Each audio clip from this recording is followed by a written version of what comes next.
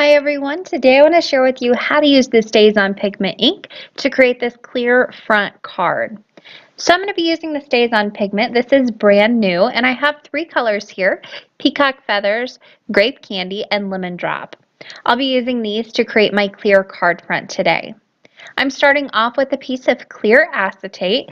This measures A2 in size, so 4¼ by 5½. This is going to be my entire card front, so I want to make sure that it's card front size whenever I start out with. I am using a Waffle flower stamp set. This is called Plaid Play.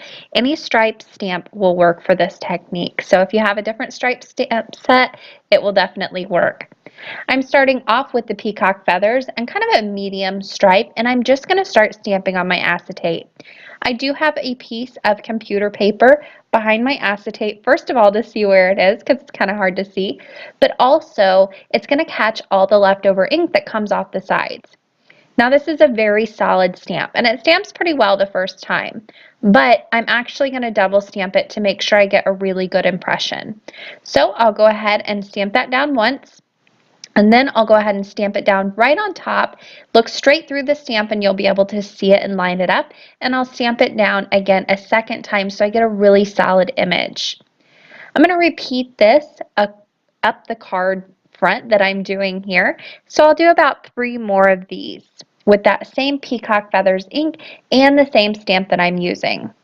To make sure I'm getting a really good impression, I am stamping on top of a piece of fun foam. You could also use a mouse pad or kind of an envelope or a magazine, not an envelope, a notebook or a magazine, something that has a little bit of give to it, so you're going to get a better impression with these really solid stamps. I'll go ahead and continue to double stamp each one of these. And again, I'm just looking straight through to make sure that I get these lined up each and every time. I'm spacing these out just by eyeball. If you wanted to be really particular, you could come in and use kind of a T-square ruler or something along that lines to make sure your lines are really straight and also spaced evenly, but I just went in and eyeballed this. For my next color, I am going in with the Grape Candy, which is this really dark purple. It's gorgeous. I'm going to go ahead and ink up my stamp and stamp this one in the center of each one of those peacock feathers that I stamped. This isn't so solid, so I'm only going to have to stamp this one each time. This is also a little bit different in that it has little hash marks in it. But again, if you wanted to do the same look, just use a different kind of width of stripe and that will work as well. Now here you can see once I pick this up, this ink is a little bit sticky, so it's going to stick really well to your cardstock. And I'll just go ahead and peel up my acetate there, and I've got this great stamped image. I'm going to stamp one more at the bottom here in between each one of the peacock feathers, and then I will go ahead and move towards the top. Because it's kind of hanging off the edge there, you would still be able to see some of that purple in the pattern that I'm making here. So I'm going to go ahead and stamp that right above that top peacock feather that I left off with. Now whenever you're handling this, you do want to be a little bit careful. These are pigment inks. They're going to stay wet for a longer period of time, and you can heat emboss with these if you wanted to. So I am not heat embossing with them today. However, if you wanted to, you could go in and add clear embossing powder on top of this. Just make sure, or sparkle embossing powder, that would be gorgeous as well.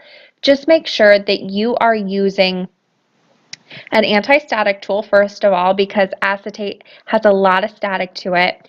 And second of all, make sure you're using a heat-safe acetate so your acetate doesn't go and melt on you after you've put in all that work. I'm going to finish off this card front by stamping the Lemon Drop in a very thin stripe in between each one of the peacock feathers and the Grape Candy stamps that I did. Again, taking care not to bump those inks because they will stay wet for a little bit longer.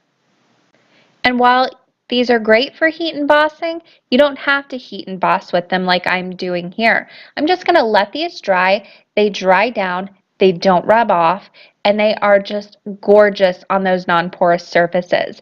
So I love these because you have the option. You can heat emboss with them if you want to, but you definitely do not have to, and they still stamp nice and opaque, and they are gorgeous.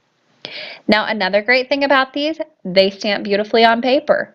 So I'm going to go ahead and stamp on my card base as well, but first I need to go ahead and cut it down so I have only the clear card front. To make sure that I have a place to adhere this to, though, I'm going to leave 1.25 inches on the very, very top. So I'm using my little score mark there to go ahead and just cut off the main portion of the front of my card, leaving just that 1.25 inch flap on the top. Then with that remaining cardstock that I cut off, I'm going to go ahead and cut off another 1.25 inch panel, and that's going to go on top to hide my adhesive. And I'll show you that. It's kind of hard to explain, but I will show you how it all gets put together. Like I said, the StazOn Pigment do stamp beautifully on paper as well. So I'm using the black piano. I'm using a Hey There stamp or sentiment, and I will stamp that right on my little 1.25 inch panel. I did add the littlest bit of craft paper right there on the bottom just for a little bit of separation from that and the clear acetate card front. There's a closer look at that. You can see it stamps absolutely beautifully on regular paper as well. Now to put this together, I'm going to go ahead and take my card front or my card base. I've got some adhesive on that 1.25 inch flap. I'll go ahead and remove that backing paper and place down my acetate front right over that adhesive and give it a good press. Now you could leave that as is, but I like to cover up my adhesive. So I'm going to take that 1.25 inch panel that I stamped on my sentiment. I've got some double-sided dimensional adhesive on that, and I'll pop that right over my 1.25 inch little flap that's behind there holding on the acetate card front. This is just a really simple way to create that card front, adhere it to your card base, and hide the adhesive all in one go. There you can see the inside of the card as well, so you have everything nice and hidden, and it still stands up beautifully. I absolutely love creating cards like this. I think it's a nice, fun way to kind of surprise the whoever you're giving it to, the recipient, because it's just so different and so much fun. And again, it stands up beautifully even though it is an acetate panel on the front. That is going to do it for me today. I hope you guys enjoyed this video, and until next time, happy crafting!